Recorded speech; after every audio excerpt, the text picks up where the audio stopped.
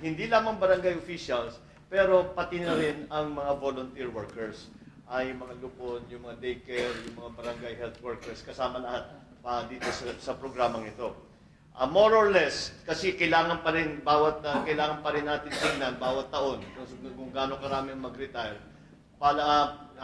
More or less, ang barangay chairman ang pinakamalaking makukuha, 100,000 pag-retire ng ating mga barangay, hindi lamang barangay officials, pero pati na rin ang mga volunteer workers, ay mga lupon, yung mga daycare, yung mga barangay health workers, kasama lahat dito sa programang ito.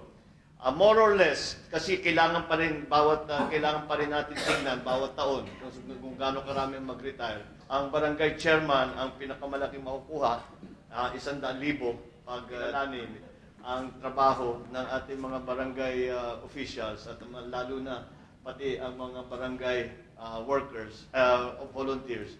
Dahil alam naman natin na pagka kayo nasa frontline, kayo ang nagdadala ng serbisyo ng gobyerno sa ating mga kababayan, at nakakaawa naman masyado na pag kayo'y lumipat, pag kayo nag-retire, walang makuha sa GSIS.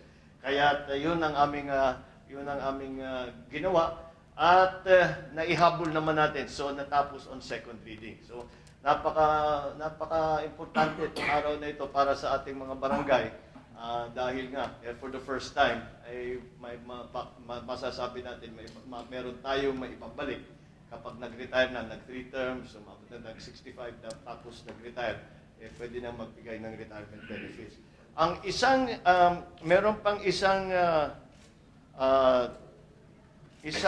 batas na aming inaantay na matapos sa House at hahabulin namin dito sa Senado, ay yung pag-postpone ng barangay elections at saka yung extension ng barangay term. Meron yung postponement, tapos meron din yung extension na gagawing 5 years ang barangay term. Ang term ng isang barangay official, ang term limit, dalawang term limit. So, ang pinag-agrihan, ang pinopose namin tatlong terms.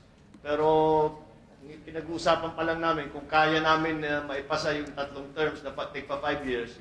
Kung kaya, di yun ang gagawin namin. Pero kung kailangan mag-compromise, pwede natin gawin for 2 terms.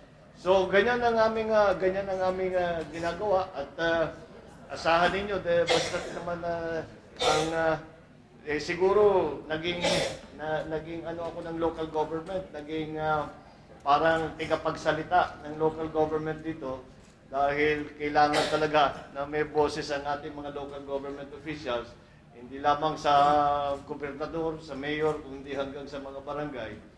Dahil sa aking karanasan bilang gobernador ng Ilocos Norte na 9 na taon, at nakita ko naman kung gaano ang sakripisyo ng ating mga local government officials, at ang dami-dami ng mga ipinapasa sa ating local government officials ng mga functions. Kadalasan pag naglagay na kami ng bagong function, hindi naman namin sinasabay ng pondo.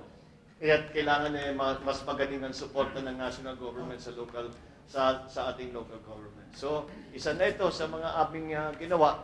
And so masasabi ninyo na sa December 9, nung na-approve on second reading yung Barangay Benefits Bill, nandito kayo sa Senado, lahat kayo ay naging witness. So maraming salamat. At